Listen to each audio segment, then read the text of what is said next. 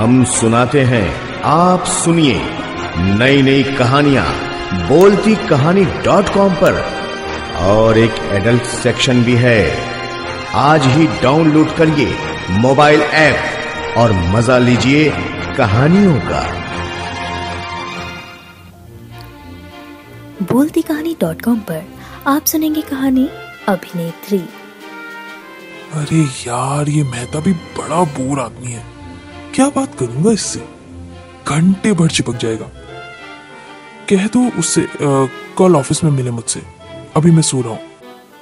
अनुज खींच कर बोला, ऑफिस में तो उनसे रोज ही मिलते हो तुम, कुछ खास काम ही रहा होगा जो इतनी दूर से चलकर आपसे मिलने के लिए आए हैं। 10 मिनट में कुछ बिगड़ नहीं जाएगा, मिल लो, जाओ। क्षमा ने मनोहार सी की। कहा ना भाई, मैं नहीं मिलना चाहता उससे, मेरा मन नहीं है। अनुज चिढ़कर बोला, तुम जरा सी एक्टिंग नहीं कर सकती मेरे लिए? प्लीज जाकर कह दो ना, मैं घर पर नहीं हूँ। अगर कहीं तुम्हारा फोन बजा तो? क्षमा के पास भी हर बात की गांठ मौजूद थी। अब सुबह सुबह मुझसे झूठ तो मत बुलवाया करो। तुम जानते हो ना कि एक झूठ को छुपाने के लिए 10 और झूठ बोलने पड़ते हैं। ना बाबा ना, ये सब मुझसे नहीं होगा। मुझे झूठ बोलते हुए बड़ी घबराहट होती है। क्षमा झुंझलाते हुए बोली, यार तुम जरा मेरी स्थिति भी तो समझो। पूरे हफ्ते खटकने के बाद एक संडे मिलता है आराम करने के लिए, उसमें भी ऑफिस के पचड़े सुलझाने लगूं तो छुट्टी का क्या मतलब? अभी मैं नहाया भी नहीं हूँ। बेडरूम में हो रही बहस ड्राइंग रूम में बैठे मेहता जी तक न पहुंच जाए, इसके लिए क्षमा ने हाथ से इशारा कर बहस खत्म की और घर आए मेहमान के लिए चाय पानी का इंतजाम करने किचन की ओर चल पड़ी।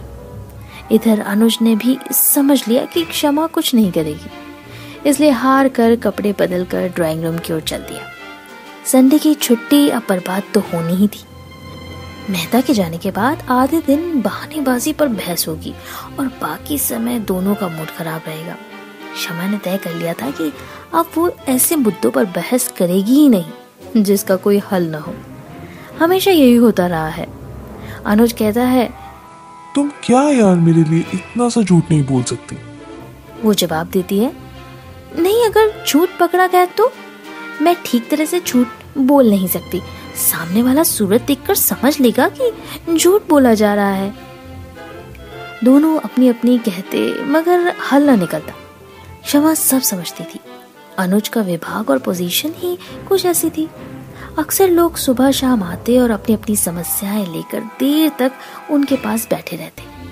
पूरे दिन ऑफिस में सिर खपाने के बाद अनुज घर पर ऑफिस के मामले नहीं सुलझाना चाहता था। लाख मना करने के बावजूद 2-4 बंदे तो टपक ही जाते थे। इससे अनुज बहुत चिढ़ जाता था। लोग भी तो अजब गजब टाइप के होते हैं। कुछ लोग मतलब की बातें करते हैं और चले जाते हैं, मगर कुछ इतना बोलते हैं कि सामने वाला घड़ी देखने लगता है। सुनो, आज तुम लंच पर घर आओगे क्या? सुबह सुबह चाय की चुस्कियों के बीच क्षमा ने सवाल किया तो अनुज थोड़ा मुस्कुरा सा दिया। सीधे सीधे मुद्दे की बात कहने के बजाय घुमा फिरा कर अपनी बात करना क्षमा की पुरानी आदत है। अनुज ने भी क्षमा के अंदाज में ही सवाल किया, तुम ही बताओ, आऊं या नहीं? अगर तुम बिजी हो तो ना आऊं। वो समझ गया कि आज जरूर क्षमा के महिला मंडल की मीटिंग होगी। वैसे आज पार्टी कहाँ है? क्षमा मुस्कुरा दी। हेवन रेस्टोरेंट में मिसेस कालरा की किटी खुली है, आज देखना उनके जलवे। क्यों? क्यों क्या, सीधे पार्लर से निकलकर ही रेस्टोरेंट में आएगी। उन्हें सजने संवरने का बहुत शौक है। आज तो उनकी किटी है। मुझे तो लगता है कालरा जी की कमाई का आधा हिस्सा ऐसे ही सजने संवरने की भेंट चढ़ जाता होगा। अरे भाई, तो तुम क्यों पीछे रहती हो? तुम भी हमारी सैलरी खर्च किया करो पार्लर में। अनुज ने हंसकर चुटकी ली। छोड़ो भी, मेरे पास इतने पैसे नहीं हैं कि इधर उधर बर्बाद करती फिरूं। न जाने ये अनुज की ईमानदारी पर कटाक्ष था या गर्व।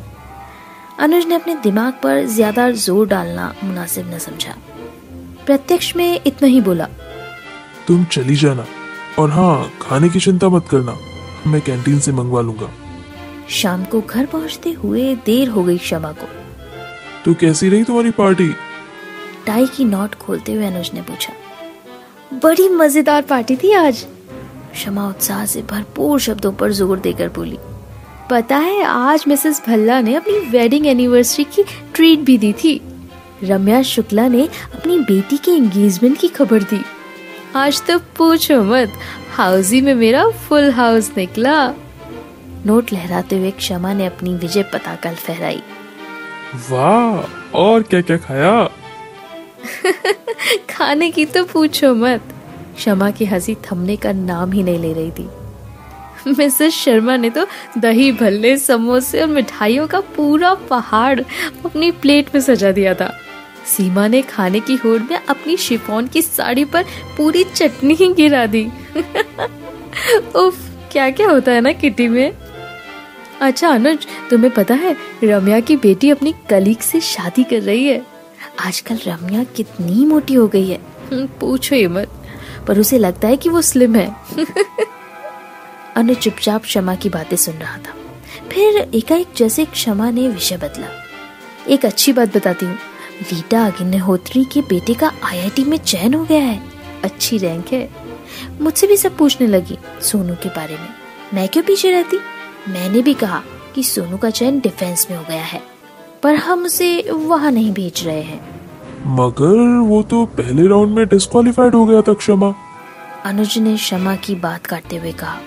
वो चिढ़कर बोली, तुम चुप रहो, देखो मैं अपनी फ्रेंड्स को अच्छी तरह जानती हूँ। वो भी तो अपनी अपनी हाँक रही थी। मैं जानती हूँ कि कौन कितना सच बोलता है। मैंने भी अपने बेटे का थोड़ा झूठ बोल दिया तो क्या गुनाह हुआ? कौन सा उन्हें पता चलेगा कि सोनू का सिलेक्शन हुआ है या नहीं? ये सब मैं अपने बेटे के लिए ही तो कह रही थी। अनुज हैरानी से क्षमा का चेहरा देखता रह गया। झूठ न बोल पाने का दावा करने वाली क्षमा आज कितने आत्मविश्वास से जरा सा झूठ बोल रही थी। अनुज क्या कहता, अपने स्वार्थ के लिए उसने भी कई बार क्षमा से झूठ बोलने को कहा है।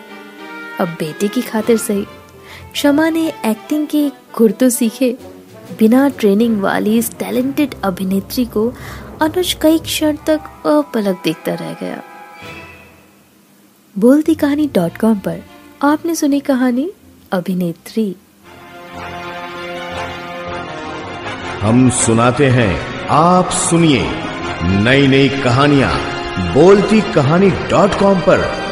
और एक एडल्ट सेक्शन भी है।